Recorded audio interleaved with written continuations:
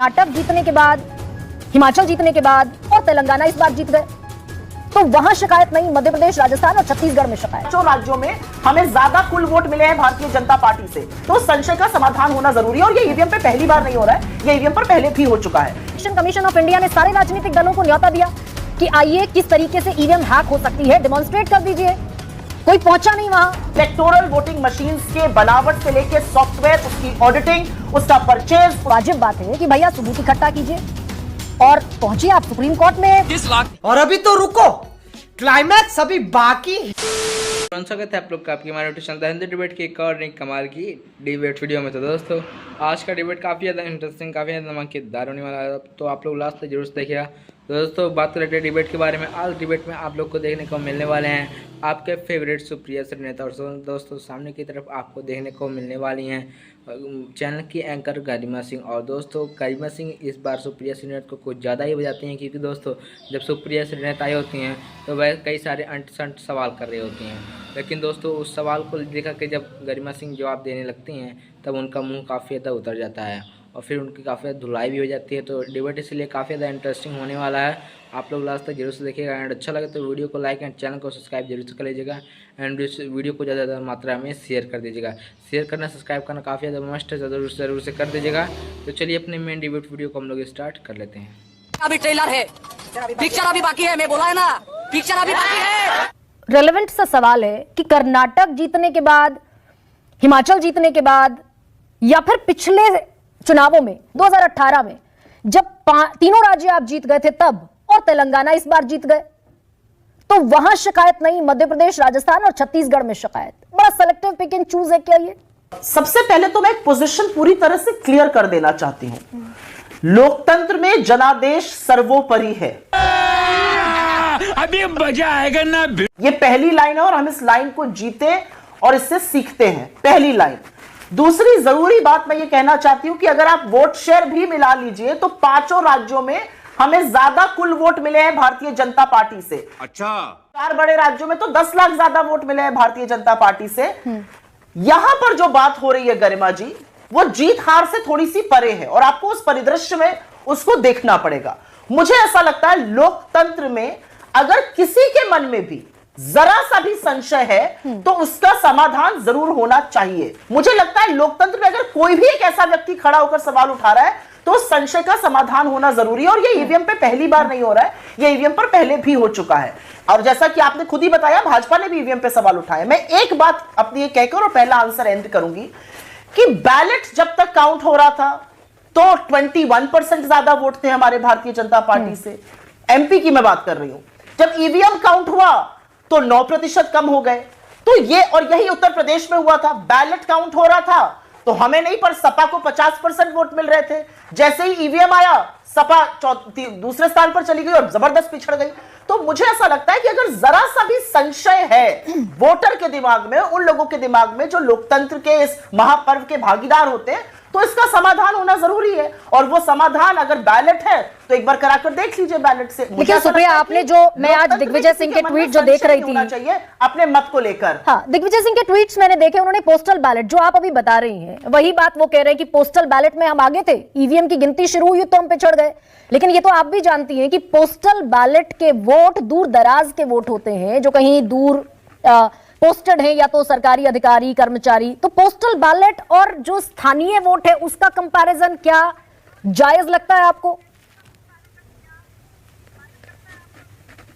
ये जो postal ballot पर लोग वोट डालते हैं, ये मार्च से आए हुए तो लोग हैं नहीं, ये उसी क्षेत्र के लोग हैं जो दूर दराज इलाकों में पोस्टेड हैं, जिनके परिवार, जिनकी पति पत्नी, बच्चे या उनके माँ बाप, उनके भाई बहन, उनके मित्र संबंधी सब उन्हीं क्षेत्रों में रहते हैं। तो ये मार्च से आई हुई जनता तो नहीं है। सुप्रिया जी, सुप्रीम कोर्ट में ईसीआई ने कहा, कुछ चुनिंदा जिस इलेक्शन कमीशन ऑफ इंडिया की भूमिका की आप बात कर रहे हैं, तो बड़ा वाजिब सवाल ये भी हो जाता है कि इलेक्शन कमीशन ऑफ इंडिया ने सारे राजनीतिक दलों को न्योता दिया कि आइए किस तरीके से ईवीएम हैक हो सकती है, डेमोन्स्ट्रेट कर दीजिए। कोई पहुंचा नहीं वहां। अंत में इलेक्शन कमीशन ऑफ इंडिया ने हलफनामा दिया। अभी हाल की भी जो हियरिंग है सितंबर महीने की 2023 की, उस पर भी सुप्रीम कोर्ट ने कहा कि there is no valid reason to raise question mark on the EVMs.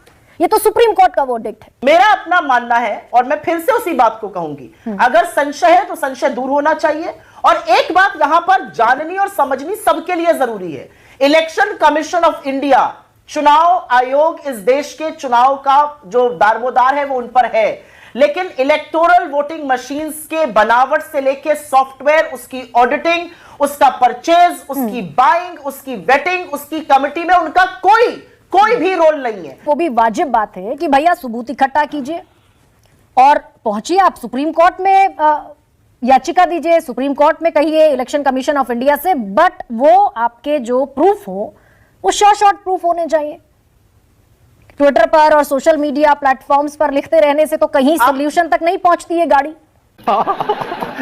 यही नहीं, अभी और सुनिए। महंगाई से राहत जो राजस्थान ने दी वो किसी राज्य ने नहीं दी। मुझे ऐसा लगता है जिस तरह का हेल्थ कानून राजस्थान ने बनाया 25 लाख और अब उसको 50 लाख करने की बात है, वो किसी राज्य में नहीं है। ओपीएस की ये धृष्टता दिखाई सरकार ने। कितने लोगों को मिला है, आप नंबर बता सकते हैं? नाम कोई संख्या होगी? नंबर नहीं है, लेकिन बहुत लोगों को, जहां मैं जाती हूँ कब तक आप कब तक मुझे अपने किसी जानने वाले 25 लाख का जो पैसा का आंकड़ा है वो नंबर कब तक आप मुझे बता सकते हैं? 3 दिन 4 दिन में कितने लोगों को मिला है? नहीं, अब मैं आपसे टास्क तो नहीं लूंगी, अभी तक आप मेरे बॉस के लिए जनता को मैं बता दूंगी। आपसे टास्क लेके मैं आपका काम नहीं कर रहा हूँ, ये आपका काम है ना, मेरा काम थोड़ी रिसर्च करना। नहीं, मैं इसलिए कह रहा हूँ। अरे शरद भाई, थोड़ी रिसर्च नहीं है और हो सकता है डिबेट फिर आपका चैनल करेगा।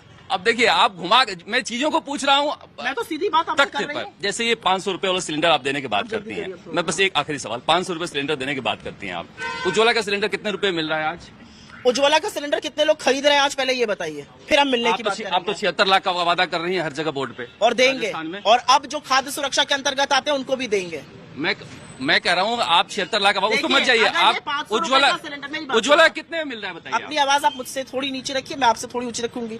कुछ भी 500 रुपए का सिलेंडर जो राजस्थान में मिल रहा है, अगर ये कारगर नहीं होता तो मोदी जी इसकी बात छत्तीसगढ़ और मध्य प्रदेश में ना करते। करनी इसलिए 600 मिल रहा है, पूरे देश में 600 में उज्ज्वला का। आपके यहाँ 600 का मिल रहा है, और कितने का है? 9 सिलेंडर का दाम 900 हो गया, 300 उसमें सब्सिडी आई। कितने से बढ़ा था?